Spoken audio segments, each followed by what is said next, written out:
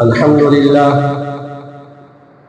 لله الذي أبدع الأخلاق والعظيم، والصلاة والسلام على سيد الأنبياء والمرسلين وعلى آله وصحبه أجمعين. أما بعد، فأعوذ بالله من الشيطان الرجيم. بسم الله الرحمن الرحيم. إذا الشمس كورت وإذا النجوم انكدرت وإذا الجبال سجرت وإذا العشار عطلت وإذا الوحوش حشرت وإذا البحار سجرت. صدق الله مولانا العظيم. وقال النبي صلى الله تعالى عليه وسلم: لا تزول قدم ابن آدم يوم القيامة من عند ربه حتى يسأل عن خمس: عن عمره فيما أفنى، وعن شبابه فيما أبلى، وماله من أين اكتسبه فيما أنفقه، وماذا عمل فيما علم.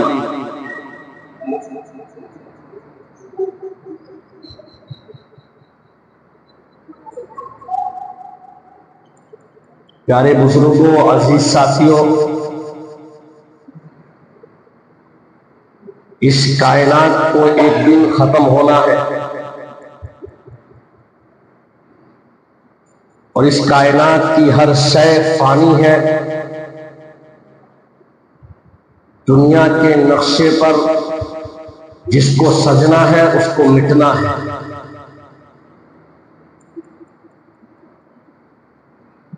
ایک سلسلہ اللہ تبارک و تعالیٰ نے جاری رکھا ہے موت کے ذریعے سے.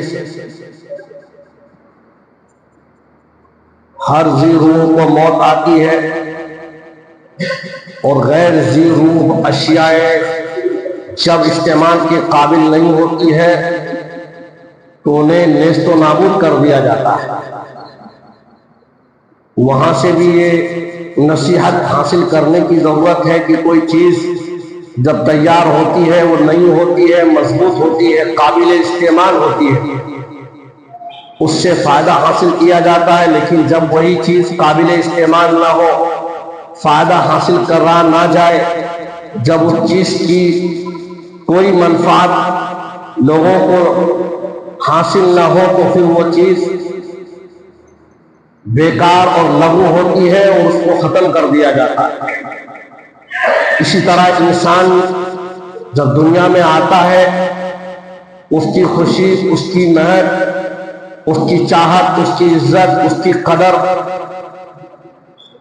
الگ ہی انداز میں کی جاتی ہے. جو یہ انسان بڑا ہوتا ہے اور اپنے آخری وقت کی طرف تیزی سے جب چلتا ہے، جب وہ اس دنیا سے فائدہ اٹھانے کے قابل نہیں رہتا، یا دنیا والوں کو اس سے کوئی فائدہ پہنچنے کی امکانات نہیں رہتے، تو اب وہ دنیا والوں پر بھی مصیبت معلوم ہوتا ہے. لہذا اللہ تعالیٰ اگر موت کو پیدا نہ کرتا اور موت کا سلسلہ نہ رکھتا تو لوگ ایسی چیزوں کو برداشت نہیں کر پاتے. گھروں کے اندر لوگوں کی پیدائش اور پیداوار جب تک اس سے فائدے کی چیز حاصل ہوتی تب تک تو اس کی قدر ہوتی، لیکن جب اس سے کوئی فائدہ نہیں ہوتا، محض اس کے کہ نقصان کے سوا اور کچھ نہیں ہے، تو لوگ اس کو برداشت نہیں کر پاتے. اس لیے مومن کے لیے موت ایک تحفہ ہے رب کریم سے ملاقات کا. اب یہاں سلسلہ شروع ہوتا ہے کہ اللہ تبارک و تعالیٰ نے اس کائنات کو بنایا، اس کو فنا کرنا ہے، اور اس فنا کرنے والے الفاظ کو قرآن کریم کے الفاظ میں قیامت کہا ہے.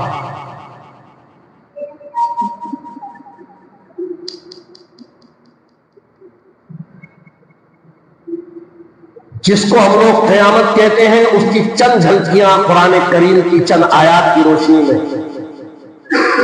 کیا ہے وہ قیامت؟ کیسا منظر ہوگا؟ کیسی کیفیت ہوگی؟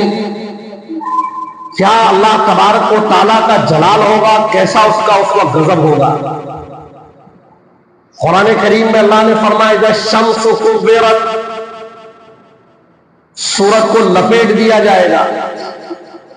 علماء نے اس کی کئی تفسیریں کی ہے جس کی وضاحت چلتے آیت میں کروں گا. وَإِذَا النُّجُومُ انْكَدَرَتْ، ستارے بے نور ہو جائیں گے. بعض علماء نے فرمایا کہ موقع ایسا ہوگا کہ لوگ بازار میں ہوں گے اور بازار کی چمچماہٹ ہوگی، لوگ اپنے کاروبار میں بازار میں مشغول ہوں گے، اچانک سے سورج بے نور ہو جائے گا.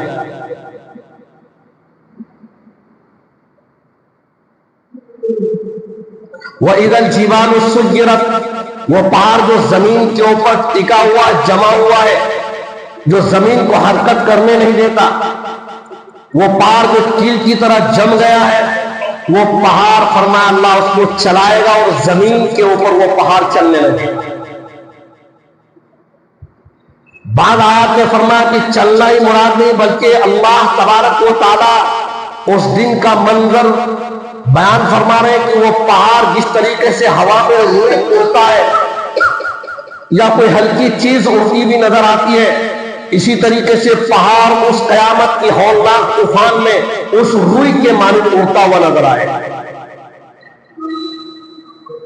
وَإِذَا الْعِشَارُ عُطِّلَتْ، اور قیامت کی ہولناکی کا ایک منظر یہ بیان فرمایا کہ جس وقت یہ کیفیت ہوگی، قیامت کا وقوع ہوگا تو 10 ماہ کی گابیں اونٹنیاں یوں ہی بغیر کسی نگہبانی کے چھوڑ دی جائیں گی. اس آیت کو لانے کا مطلب یہ کہ اہل عرب میں اونٹ کی بڑی قدردانی تھی اور وہ اونٹنی یا اونٹ کے دم کے پیچھے سے نہیں ہٹتے تھے، یعنی اس کی خدمت، اس کی قدردانی ان کے نزدیک اتنی تھی. اسی لیے اللہ تعالیٰ نے اہل عرب میں قرآن کو نازل فرمایا تو ان کے دل میں جس چیز کی اہمیت تھی اس چیز کو بیان فرمایا کہ ایک موقع ایسا آئے گا جس اونٹنی سے تمہاری اتنی دل لگی ہے اس اونٹنی کو تم بھول جاؤ گے، قیامت کا منظر ایسا ہوگا. وَإِذَا الْوُحُوشُ حُشِرَتْ، اور فرمایا کہ وحشی جانور، جنگلی جانور جو آج ایک دوسرے سے خوف کھاتے ہیں، انسان جانوروں سے دوری اختیار کرتا ہے اور جانور انسانوں سے دوری اختیار کرتا ہے. منظر قیامت کا ایسا ہوگا کہ وہ وحشی جانور بھی خوف زدہ ہوں گے اور وہ انسانوں کے جھنڈ میں آ کر بیٹھ جائیں گے کہ ہو کیا رہا ہے. یہ خبر جناتوں تک ہوگی تو وہ یہ تلاش کریں گے کہ ماجرا کیا ہے. وہ سمندروں کی طرف دوڑیں گے تو سمندر میں دیکھیں گے کہ سمندر کے اندر آگ ہی آگ ہے، جس کو قرآن نے کہا وَإِذَا الْبِحَارُ فُجِّرَتْ. بعض علماء نے فرمایا جو سمندر ہے، اس سمندر کے نیچے آگ ہے، اس آگ کے نیچے پانی ہے. کیا اللہ کا نظام ہے. یہ قیامت کا ہولناک منظر ہوگا اور یہ سورج، یہ چاند، یہ ستارے فرمایا ان کو لپیٹ کر اللہ تبارک و تعالیٰ سمندر کے اندر ڈال دے گا. حضرت علی رضی اللہ تعالیٰ نے پوچھا کہ یہودی سے بتاؤ جہنم کہاں ہے؟ اس نے کہا سمندر میں. اسی آیت کی تفسیر سے معلوم ہوتا ہے کہ سمندر ہی وہ جہنم ہے جس کا جہنم سے کنیکشن ہے، یا یہی آگ جو سمندر کا پانی آگ بن جائے، یہی آگ جہنم میں ڈال دیا جائے.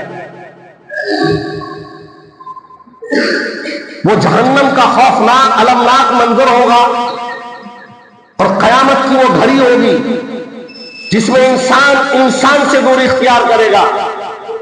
اللہ تبارک و تعالیٰ نے فرمایا ایسا منظر ہوگا کہ وحشی جانور، درندے، چیڑ پھاڑ کھانے والے سب خوف زدہ ہوں گے اور انسانوں کے جھنڈ میں آ کر جمع ہو جائیں گے. وَإِذَا النُّفُوسُ زُوِّجَتْ، پھر منظر ایسا ہوگا قیامت کا کہ ہر آدمی اپنا گروہ تلاش کرے گا، اپنی جماعت تلاش کرے گا، اپنا جوڑ تلاش کرے گا. علماء نے فرمایا کی تفسیر میں کہ جو جس عمل میں رہتا تھا وہ اپنے اعمال والے گروہ میں شامل ہوگا. اہل جنت کے ساتھ ہوں گے، اہل جہنم کے ساتھ ہوں گے. اس لیے حدیث پاک میں فرمایا من تشبہ بقوم فہو منہم، جو جس جماعت کی مشابہت اختیار کرے گا وہ اسی جماعت کے ساتھ میدان محشر میں ہوگا. اور یہ جماعت کی تفریق اور جماعت کی تقسیم اس پہلی گھڑی میں ہوگی جب قیامت کا منظر ہوگا. یہ ہولناکی کے بعد اللہ تبارک و تعالی اس قیامت کی ہولناکی جو ہوگی یہ پہلا نفخہ ہوگا, پہلی بار جو سور پھونکا جائے گا یہ وہ منظر ہوگا. سائنس یہ کہتی ہے کہ آج کا سورج 9 کروڑ میل کی دوری پر ہے. کتنا؟ 9 کروڑ میل کی دوری پر ہے. اللہ کے نبی نے فرمایا اس وقت 1 یا 2 کلو میل کی دوری پر ہوگا, اتنا فاصلہ ہوگا. سوال ہوتا ہے یا رسول اللہ اتنا فاصلہ ہوگا, اتنا قریب ہوگا سورج, اتنی بلندی پر اس کا تاپمان اس قدر وحشتناک اور خطرناک ہے جب وہ سباق پہ آتا ہے, لیکن جب 1 میل یا 2 میل کے فاصلے پر وہ سورج ہوگا تو اس کی کیفیت کیا ہوگی؟ پیغمبر علیہ الصلوۃ والسلام فرماتے ہیں فَمِنْهُمْ مَنْ يُؤْخَذُهُ إِلَىٰ عَقِبَيْهِ وَمِنْهُمْ مَنْ يُؤْخَذُهُ إِلَىٰ عُنُقِهِ وَمِنْهُمْ مَنْ يُؤْخَذُهُ إِلَىٰ رُكْبَتَيْهِ. فرمایا اس کے پسینے میں لوگ اس قدر غرق ہوں گے کہ اپنے اعمال کے مطابق کوئی ٹخنوں تک, کوئی گھٹنوں تک اور کوئی گردنوں تک ہوگا, اور کسی کے منہ کو پسینہ پانی کی طرح اس کے منہ کو لگ رہا ہوگا. جس طریقے سے لگام منہ پہ لگایا جاتا ہے ایسا پسینے کا ایک باغ اس کے سامنے ہوگا. یہ قیامت کا ہولناک میدان ہوگا. اس کی تشریح میں پیغمبر علیہ الصلوۃ والسلام کی سینکڑوں احادیث موجود ہیں. ایک روایت آپ کے سامنے رکھتا ہوں.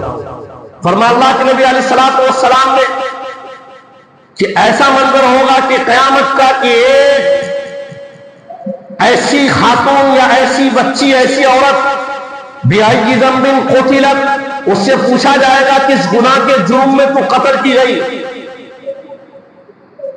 وہ براہ راست نام لے کر کہے گی مجھے کس نے مارا, کیوں مارا, کس لیے مارا. فرمایا اس آیت کو لینے کا مقصد یہ تھا کہ ظالم کا ظلم اجاگر ہو, پتہ چلنا چاہیے. اسی حدیث کے سلسلے میں آگے جملہ پیغمبر ارشاد فرماتے کہ ایک بے سینگ والی بکری نے اگر سینگ والی بکری کو مارا ہوگا تو قیامت کے میدان میں اللہ اس کا بھی بدلہ اس کو دلوائے گا.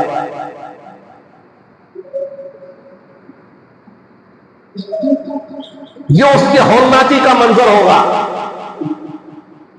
وحشت, ڈر اور خوف اس قدر ہوگا. پیغمبر علیہ الصلوۃ والسلام فرماتے اب یہ دوسرا منظر ہوگا قیامت کا. پہلا نفخہ اولا تھا, نفخہ ثانیہ ہے. وَإِذَا الْقُبُورُ بُعْثِرَتْ, نفخہ ثانیہ میں قبروں سے لوگوں کو اٹھایا جائے گا. لوگ اپنی قبروں سے اٹھیں گے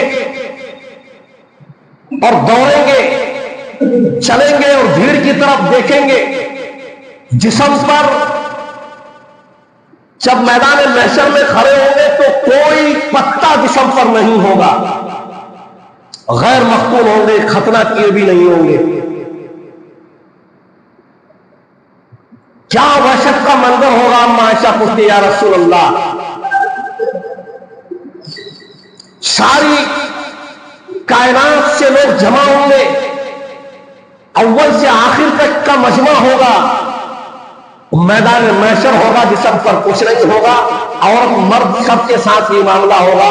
کتنی حیا اور شرم کی بات ہوگی. فرمایا عائشہ اس وقت کا دیوانہ اور پاگل پن اس قدر ہوگا کہ یہ ہوش نہیں ہوگا کہ جسم پہ کپڑا ہے کہ نہیں, اپنا تو خیال نہیں, دوسرے کو کیا دیکھے گا. اب میدان کارزار سجتا ہے. پیغمبر علیہ الصلوۃ والسلام فرماتے ہیں لا تزول قدم ابن آدم. اب آؤ, یہاں سے کفار اور جانور, تمام حیوانات کا سلسلہ ختم ہو جاتا ہے. موت آتی ہے, ان کا سلسلہ وہیں سے ختم ہو جاتا ہے. اب یہاں سے انسانوں کا سلسلہ نفخہ ثانیہ میں شروع ہوتا ہے. پہلا سوال ہوگا انا عمری فیما اپنا، زندگی کا یہ جو تمہیں مرحلہ میں نے زندگی کا عطا کیا تھا، بتاؤ اس زندگی کو تم نے کہاں کھپایا؟ حساب پیغمبر فرماتے جس کا حساب ہوگا وہ بچ نہیں پائے گا، جس سے سوال ہوگا وہ بچ نہیں پائے گا۔ دوسری آیت میں حساب یسیرا، فرمایا یا رسول اللہ یہ آسان حساب کا پھر کیا مطلب ہے؟ فرمایا وہ حساب نہیں، وہ تو بس نامہ اعمال پر ایک جائزہ ہوگا اور اس کی بخشش ہو گئی ہوگی، اس کا حساب نہیں ہوگا، وہ تو نامہ اعمال کا ایک جائزہ ہوگا، اس کے ہاتھ میں پکڑا دیں گے اور اسے کہہ دیں گے جاؤ جنت میں۔ یہ آسان حساب ہے۔ حساب لینے کا مطلب ہے کہ چھٹکارا نہیں ہوگا۔ وان شبابی فیما ابلا، دوسرا سوال یہ ہوگا کہ جس قدر جوانی کی عمر بھی تھی اس کو کہاں کھپایا؟ اس لیے پیغمبر علیہ السلام کی حدیث کی تصریح کرتے علماء فرماتے کہ اگر محرمات یا حرام کردہ افعال اور اعمال سے نہ بچا گیا تو اللہ تبارک و تعالیٰ کے یہاں اس سوال سے بچنا ممکن نہیں۔ وَعَنْ مَالِهِ مِنْ أَيْنَ اكْتَسَبَهُ فِيمَا أَنْفَقَهُ، تیسرا سوال اور چوتھا سوال یہ ہے کہ مال کہاں سے کمایا، کیسے کمایا اور کہاں خرچ کیا۔ اسی حدیث کی روشنی میں قیامت کے ابواب میں ایک حدیث لے کر آئے اور اسی میں یہ بیان فرمایا وَلَوْ بِشِقِّ تَمْرَةٍ فَلْيَفْعَلْ، جس کو چاہیے کہ وہ اپنے آپ کو، اپنے چہرے کو جہنم کی آگ سے بچائے، جو چاہتا ہو کہ جہنم کی آگ سے اپنے چہرے کو بچائے، اپنے آپ کو بچائے، وَلَوْ بِشِقِّ تَمْرَةٍ، فرما اگرچہ کھجور کو صدقہ کر کے ہی ہو، فَلْيَفْعَلْ، چاہیے کہ وہ اس کام کو کرے۔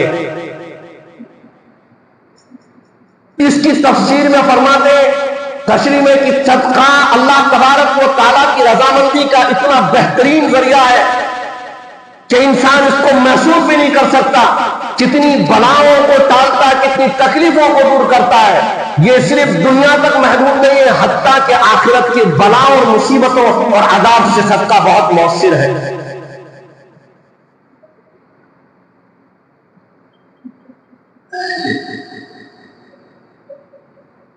قیامت کا یہ ہولناک منظر، اب سوال ہو رہا ہے من این اکتسبوا فیما انفقوا، کہاں سے کمایا، کیسے کمایا اور کہاں خرچ کیا۔ اس خرچ کے بعد پانچواں سوال ہوگا وَمَاذَا عَمِلَ فِيمَا عَلِمَ، بتاؤ اللہ تبارک و تعالیٰ کی توحید، اس کی طاقت، اس کی ربوبیت اور اس کی پکڑ، عذاب و سزا، قیامت، جہنم، جنت، اس سلسلے میں تمہیں کیا علم تھا، اس کے بعد تم نے کیا عمل کیا۔ ایک علم علماء سے سوال ہوگا، وہ خاص ہوگا، جو علم ہم نے تمہیں دیا تھا اس سلسلے میں بتاؤ کیا کیا، وہ سوال الگ ہوگا۔ یہ سوال جو 5 جملے میں ہر امتی سے ہوگا، اتنا تو تم جانتے تھے کہ تمہارا پیدا کرنے والا ایک رب ہے، تمہیں مرنا بھی ہے، حساب بھی دینا، اتنا تو تم جانتے تھے۔ یہ عام سوال ہوگا اور عام آدمی سے بھی ہوگا کہ بتاؤ کیا علم رکھتے تھے اور اس پر کیا عمل کیا۔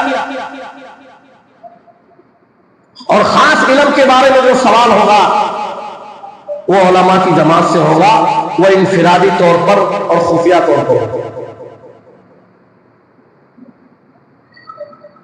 ان سے پوچھیں گے بتاؤ میں نے قرآن کا علم دیا تھا، تم نے کیا کیا۔ جہاں 3 آدمی کے جہنم کا ذکر ہے، تیسرا آدمی صاحب علم آدمی ہوگا۔ اگر نام و نمود اور شہرت کے لیے کیا ہوگا کہ لوگ اس کی تعریفیں کریں، لوگ اس کی بڑائی کریں، خیر منفعت نہیں ہوگی، فکر امت نہیں ہوگی، تو سوال ہوگا، قابل گرفت ہوگا۔ لیکن 5واں سوال جو پوری امت کے ساتھ ہوگا کہ اللہ کی توحید کے سلسلے میں کیا جانتے تھے، آخرت کے بارے میں کیا جانتے تھے، کیا علم تھا اور اس کے جاننے کے باوجود تم نے کیا عمل کیا. یہ آخرت کا منظر ہوگا. دوسری آیات میں وَإِذَا السَّمَاءُ انفطرت، پہلے ادھر سورج اور چاند ستاروں کا ذکر آیا، اب آسمان کی باری آئی. فرمایا آسمان پارا پارا ہو جائے گا، پھٹ جائے گا. بتاؤ آسمان کی پھٹنے کی کیفیت کیا ہوگی؟ کیوں پھٹے گا؟ انسان کا جو نیک اور بد عمل ہوگا، جو اعلیٰ علیین میں، عالم ارواح میں اور عرش اعظم پر جو اعمال گئے ہوں گے، فرمایا یہ آسمان پھٹے گا اور آسمان کے اوپر جو کچھ ہے وہ سب نیچے اتر آئے گا. وَإِذَا الْكَوَاكِبُ انتَثَرَتْ، ستارے بے نور ہو جائیں گے، پھیل جائیں گے، بکھر جائیں گے. وَإِذَا الْبِحَارُ فُجِّرَتْ، دریاؤں کو طغیانی، موجوں کو طغیانی دی جائے گی، وہ طوفانی دی جائے گی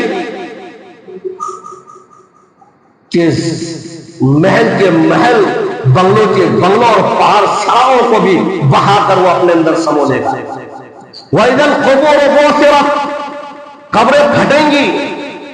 ایک روایت میں آتا ہے کہ جو کفن سڑ گیا ہوگا، ہڈیاں ریزہ ہو گئی ہوں گی، گوشت ختم ہو گیا ہوگا، مٹی کے زرخیز میں مل گیا ہوگا، مٹی بن گیا ہوگا، اس کے باوجود اللہ تعالیٰ اس کے جسم کو بنائے گا، اس میں روح ڈالے گا، اس کے بعد اس کو وہی کفن چڑھائے گا جو کفن وہ پہنا تھا، جو کفن اس کو دیا گیا تھا. یہ کفن صرف میدان محشر تک جانے کے لیے ہوگا، اور میدان محشر میں پہنچتے ہی کپڑے اتر جائیں گے. علمت نفس ما قدمت واخرت، ہر شخص جان لے گا کہ اس نے آگے کیا بھیجا ہے، پیچھے کیا چھوڑا ہے. اس شخص کے سامنے ہر چیز آ جائے گی، ہر عمل آ جائے گا، ہر چیز اس کے سامنے ہوگی. اس نے پیچھے کیا کیا، آگے اس نے کیا بھیجا ہے، سب کچھ اس کے سامنے ہوگا. یہ قیامت کا نقطہ اولا، نقطہ ثانیہ کا تھوڑا سا ادنا سا جھلک ہے. اسی موضوع پر انشاءاللہ مسلسل کئی جمعے پر گفتگو ہوگی. وآخر دعوانا الحمدللہ.